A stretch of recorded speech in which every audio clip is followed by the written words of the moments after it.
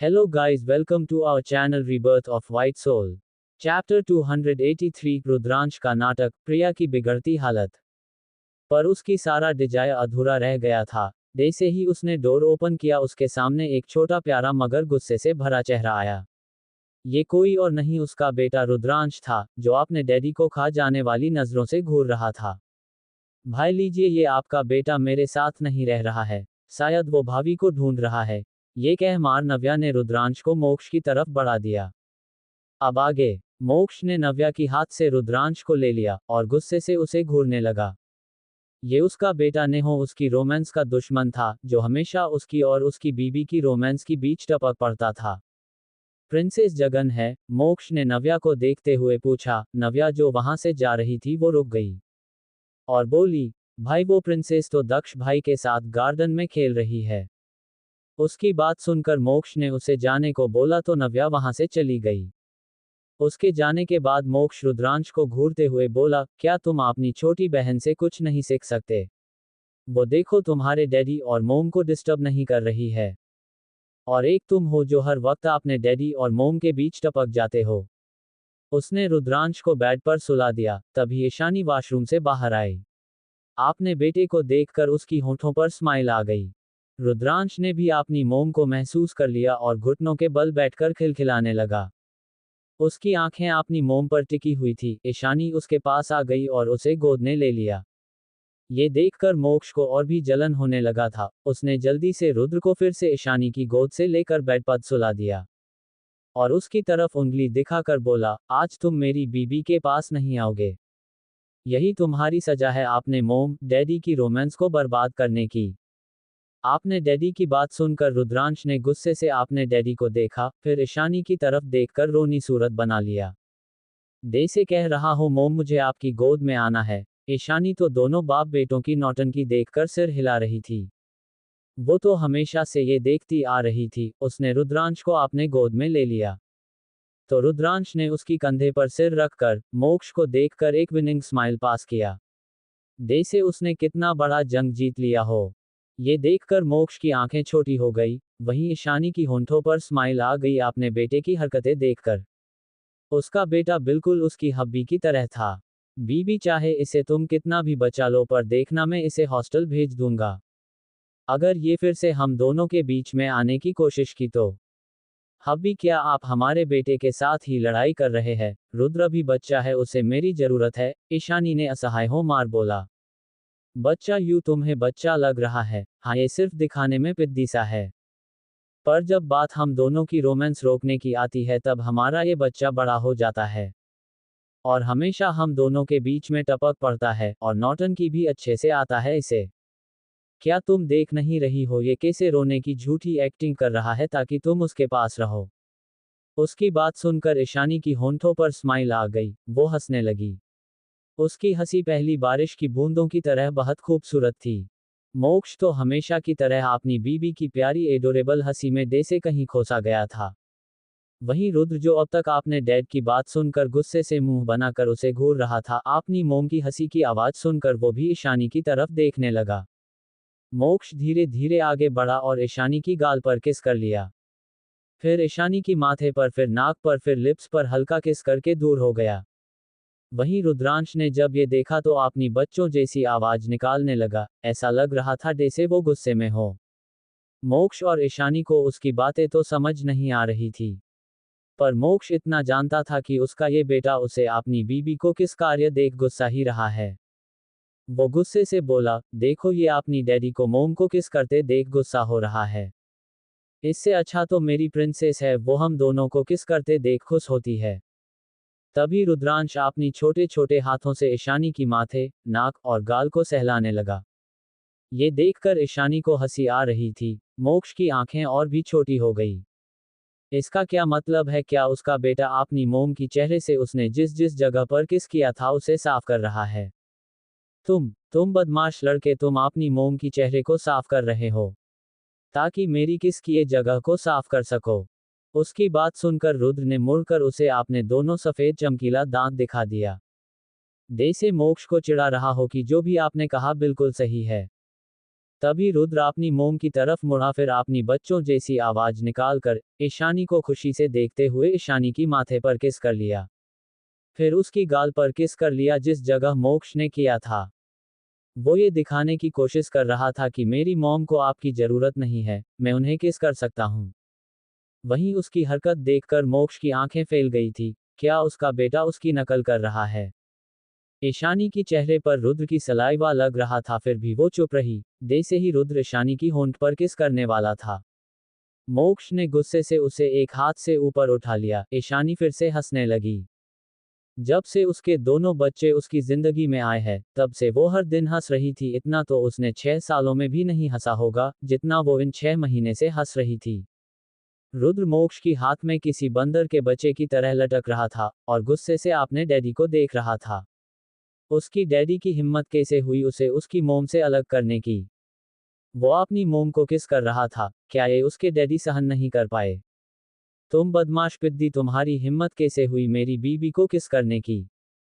तुम्हारी मोम सिर्फ मेरी है, समझे? कभी भी अपनी मोम मतलब मेरी बीबी को किस मत करना, समझे? वरना यहाँ से उठाकर बाहर फेंक दूंगा, मोक्ष ने गुस्से से कहा। पर रुद्र को तो उसकी गुस्से से कोई फर्क ही नहीं पड़ रहा था तो वो रुद्र का ही बेटा। वो अपना सिर हिलाकर अपनी मोम की तरफ देखने लगा, जैसे कह रहा हो मुझे मोम के पास छोड़ दीजिए।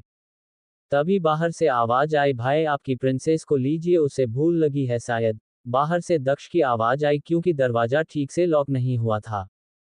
तो दक्ष ने मोक्ष की हाथ में झूल रहे रुद्र को देख लिया था। उसकी मुंह से हंसी छूट गई। मोक्ष ने रुद्र को बेड पर रख दिया और जल्दी से अपनी प्रिंसेस को लेने के लिए चला गया। उसने दक्ष से रुद्रांशी को ले लिया। रुद्रांशी तो अपने डैड को देखते ही खुश हो गई थी। मोक्ष की गोद में वो खुशी से चहकने लगी, फिर अपनी मोम की तरफ देखा। उसे भूख लग रही थी। भले ही अन्नप्राशन हो गया था, पर अभी भी उन्हें कुछ और खाने की आदत नहीं हुई थी। मोक्ष ने अपनी प्रिंसेस को ईशानी को दे दिया और वहां से स्टडी रूम में चला गया।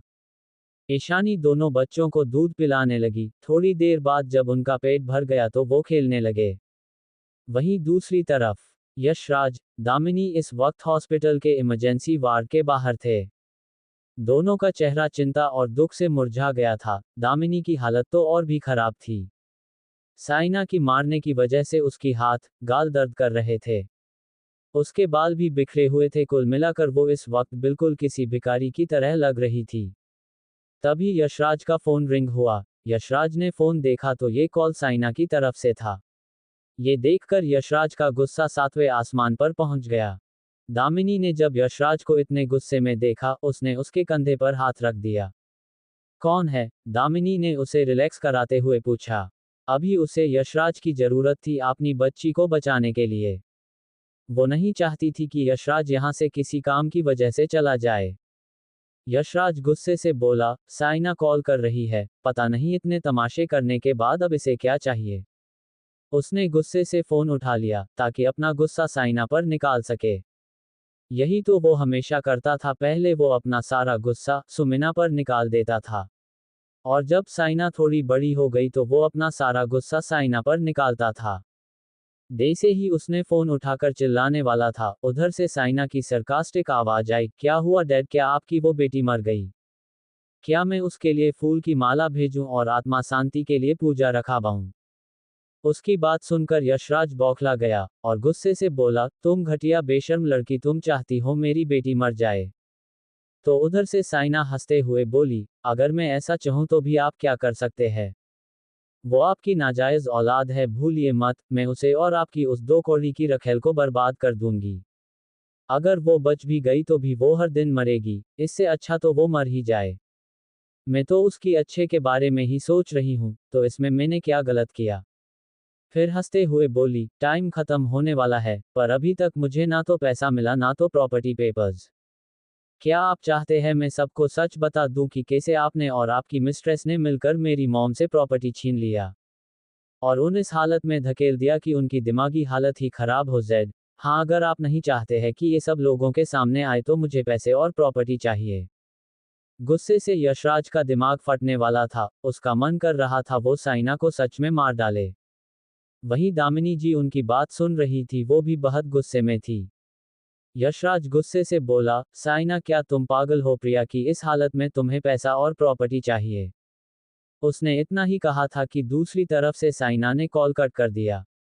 दामिनी गुस्से से चिल्लाई, उस घटिया लड़की की इतनी हिम्मत, वो इस सिचुएशन में एडवांटेज उठाना चाहती है। उसे मेरी और मेरी बेटी की हिस्से की प्रॉपर्टी चाहिए, ऐसा कभी नहीं होगा।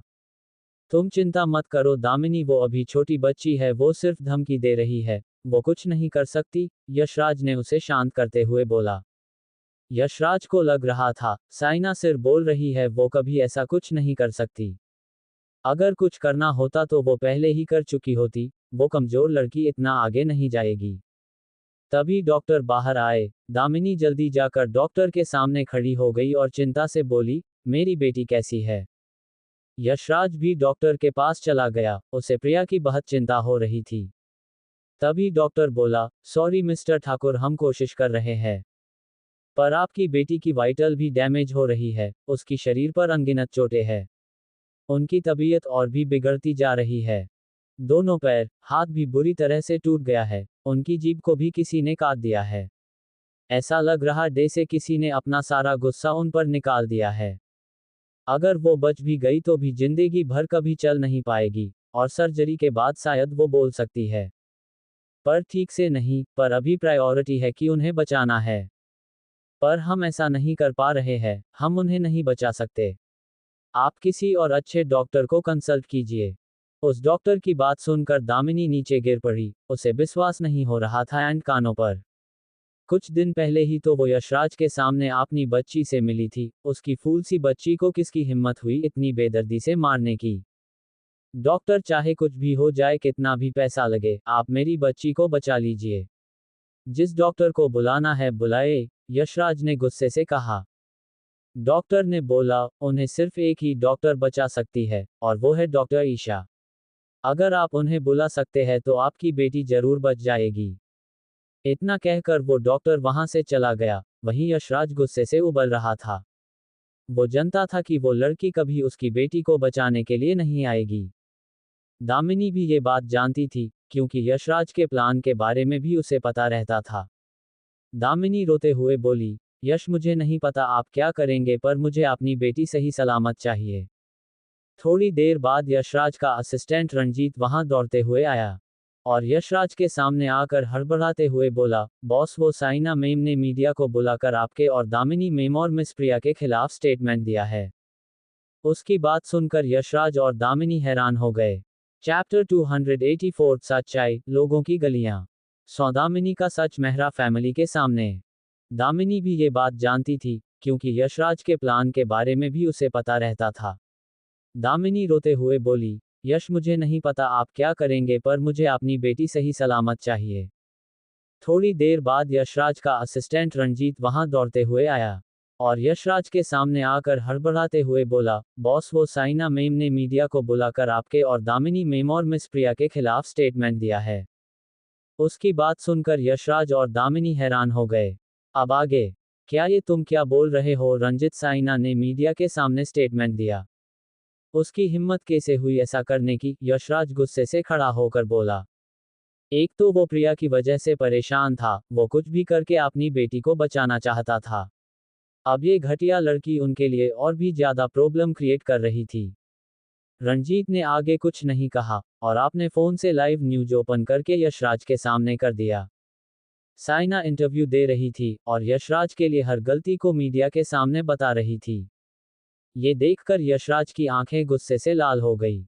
साइना सबके सामने बता रही थी कि कैसे उसके डैड ने उसकी भोली भाली मोम को प्यार के जाल में फंसाकर शादी किया। फिर कैसे शादी के बाद वो उसकी मोम पर हाथ उठाते थे, और जब उसकी मोम प्रेग्नेंट थी कैसे वो अपनी रखेल के साथ मिलकर उसकी मोम की कोख में ही उसे मार डालना चाहते थे। पर उसकी मोम उनसे दूर रहने लगी, और यशराज ने कैसे उसकी मोम की कमजोरी का फायदा उठाकर उसकी मोम से सारी प्रॉपर्टी हड़प लिया, और उस प्रॉपर्टी को अपनी और अपनी रखेल दामिनी के नाम कर दिया था। फिर उन्होंने सुमीना को छोड़ दिया। आज तक वो कभी अपनी बीबी बेटी को देखने तक नहीं गए। वो उसकी मोम को छोड़कर अपनी रखेल के साथ रह रहे थे, और उन दोनों की एक नाजायज बेटी भी है जिसका नाम प्रिया है, जो आज तक मेहरा फैमिली में उनकी झूठी बेटी बनकर रह रही थी। उसमें कुछ पेपर्स भी थे जहां पर उसकी मोम की प्रॉपर्टी पेपर्स पर साइन भी थे, जो यशराज ने उसकी मोम को उसकी जान की धमकी देकर लिया था। पर उस वक्त सुमिना जी ने भी ऐसा वसीयत बनाया था कि अगर साइना को कुछ ही जाए तो सारा प्रॉपर्टी ऑटोमेटिकली यशराज और दामिनी के नाम से ट्रस्ट को ट्रांसफर हो जाएगी। इसलिए शायद इन लोगों ने अभी तक उसे मारा नहीं था। ये सब उसकी मोम ने उसकी सेफ्टी के लिए किया था। और आज जब उसकी मोम को इलाज के लिए पैसों की जरूरत है तब यशराज ने उसे पैसे देने से मना कर दिया। और उसकी रखेल ने उसे धक्के मारकर घर से बाहर निकाल दिया, जो कि झूठ था। पर साइना अपनी मोम की ट्रीटमेंट के लिए ये झूठ बोलने को भी तैयार थी। उसके बाद एक वीडियो चलने लगा जो विला के अंदर का था, जहां साइना की अपनी मोम की इलाज के लिए पैसे मांगने की वजह से दामिनी साइना को बुरा भला कह रही थी और साइना की मोम को पागल कहकर उनकी मजाक उड़ा रही थी। और कैसे उसने अपने मुंह से ही कहा कि वो साइना को कोक में ही मार डालना चाहती थी। फिर कैसे यशराज ने उसे थापड़ मारा। ये सब देखकर यशराज और दामिनी दोनों गुस्से से पागल हो रहे थे। यशराज गुस्से से बोला, इस घटिया लड़की की हिम्मत कैसे हुई ये सब जाकर मीडिया में बोलने की। और ये फुटेज उसके पास कहां से आया, कौन है जिसने मेरे ही घर से फुटेज निकालकर साइना को देने की गलती की। पता करो रंजित और उसे मार डालो। यशराज को गुस्से में देखकर रंजित की चेहरे पर व्यंग्यात्मक स्माइल आ गई। भला वो क्यों ढूंढेगा जबकि उसने खुद ही साइना को वो फुटेज दिया था। जब से रंजित को अपनी सच्चाई पता चला था, वो यशराज के पास रहकर ही उसे पूरी तरह से बर्बाद कर देना चाहता था। क्योंकि उसे पता चल गया था कि कांता के साथ साथ उसके पेरेंट्स को भी यशराज ने मारा था और उसे कांता की तरह ही बहलाकर आपने साथ रख लिया था ताकि वो उसकी एक पपेट की तरह काम करे। कांता की मौत के बाद ही रंजित को सारा प्रूफ मिला था, किसने दिया था ये तो उसे खुद भी नहीं पता है। पर इस वक्त प्रिया के लिए यशराज को इतना तड़पते हुए देखकर रंजित को बहुत सुकून मिल रहा था। फिर भी ये चेहरे पर कोई भाव लिए बिना बोला, जी बॉस मैं पता करता हूँ। इतना कि कर वो थोड़ी दूर चला गया और उसने साइना को कॉल कर दिया। यशराज की लॉकर की डिटेल्स और पेपर्स भी उसने ही साइना को दिया था। वो चाहता था यशराज अपनी ही बेटी के हाथों बर्बाद हो जाए। दामिनी गुस्से से बोली, मैंने तो पहले ही कहा था कि उसे मार डालो, तो हम दोनों की और हमारी प्रिया की जिंदगी का कांटा साफ हो जाएगी। अब देखो जिसका मुझे डर था वही हो रहा है। ये घटिया लड़की हमें चैन से नहीं रहने देगी। कुछ करो यश, हमारी बेटी मौत के मुंह में है और इस लड़की को प्रॉपर्टी और पैसा चाहिए। कभी नहीं, ये सब कुछ हमारी बेटी की है, मैं अपनी बेटी का हक किसी को नहीं लेने दूंगी। यशराज और दामिनी को लोग लाइव कमेंट सेक्शन में गालियां दिए जा रहे थे। अगर वो दोनों लोगों के सामने होते तो शायद लोग गुस्से में इन दोनों को पत्थर फेंक कर मारते। जैसे ही दामिनी ने कमेंट देखा तो लगभग वो गुस्से से बेहोश होने वाली थी। छी, ये घटिया इंसान, इसकी एक बीबी है और इसका एक रखेल भी है। इतना घटिया और कुत्ता आदमी मैंने आज से पहले कभी नहीं देखा, जो अपनी रखेल के लिए अपनी बीबी और बच्ची को भी धोखा दे रहा था, फिर रखेल के साथ रहकर उसने अपनी बीबी बच्चे को छोड़ दिया। ऐसे आदमियों और औरतों की मुंह को काला करके गधे पे बिठाकर गटर में फेंक देना चाहिए। नहीं, इन दोनों को नंगा करके कोड़े मारने चाहिए जब तक कि ये दोनों मर नहीं जाते। और ये औरत दामिनी, ये कितनी घटिया औरत है, ये सबसे ज्यादा क्रूएल है। देखो कैसे बेचारी लड़की को मारने की बात कर रही है। ऐसी चुड़ैल घर तोड़ने वाली औरत को तो मार डालना चाहिए। ये सच में बहुत बड़ी डायन है, इसने एक मासूम औरत और उसकी बच्ची की जिंदगी को नर्क बना दिया। अब ये उनकी इलाज के लिए भी पैसे नहीं दे रहे हैं, जबकि ये पूरा प्रॉपर्टी साइना और उसकी मोम की होनी चाहिए थी। तभी किसी ने कमेंट किया, रुको रुको सब, क्या ये औरत जानी पहचानी नहीं लग रही है। हाँ, ये सच में जानी पहचानी लग रही है। क्या ये वही थर्ड ग्रेड एक्ट्रेस दामिनी दास नहीं है, जो बकवास फिल्म करती थी। फिर जिस दिन असलियत सामने आए और उसे दाश फैमिली की एक लड़की ने बुरी तरह पीटा था, उस दिन से ये एंटरटेनमेंट कंपनी से गायब हो गई थी।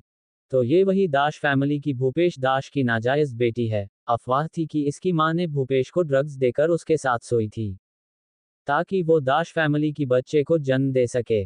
फिर भूपेश की बच्चे से जब ये प्रेग्नेंट हो गई तो अपनी बड़ा सा पेट लेकर बेशर्म की तरह दाश फैमिली में चली गई। जिस वजह से भूपेश दास की वाइफ ने सुसाइड करने की कोशिश की थी, और भूपेश को भी फंसाया गया था, इसलिए वो स्ट्रेस में रहने लगा था। और उसे ब्रेन स्ट्रोक आ गया था, और वो कोमा में चला गया। और ये लड़की दामिनी और उसकी माँ को दास फैमिली की बड़ों ने असहाय होकर घर और पैसे दे दिए।